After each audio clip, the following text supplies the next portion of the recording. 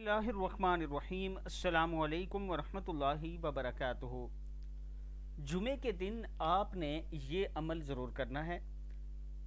सबसे पहले आपने दुरूद शरीफ पढ़ना है 3 मरतबा नमाज वाला, अल्लाहुम्मा सल्ली अला मुहम्मद व अला आलि मुहम्मद कमा सल्लैता अला इब्राहीम व अला आलि इब्राहीम इन्नका हमीदुम मजीद। अल्लाहुम्मा बारिक अला मुहम्मद व अला आलि मुहम्मद कमा बारकता अला इब्राहीम व अला आलि इब्राहीम इन्नका हमीदुम मजीद। 3 मरतबा ये दुरूद शरीफ पढ़ना है।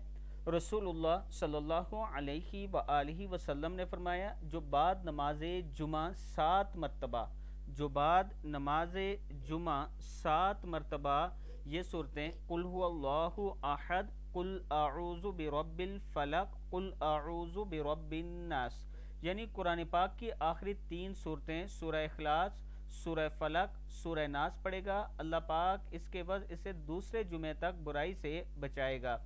अगर आप जुमे की नमाज के बाद 7 मरतबा ये तीनों सूरतें पढ़ते हैं और फिर अल्लाह के हुजूर दुआ करते हैं तो अल्लाह ताला आपकी दुआ को भी ज़रूर कबूल फरमाएगा। वीडियो को आप दोस्तों ने आगे ज़रूर शेयर करना है।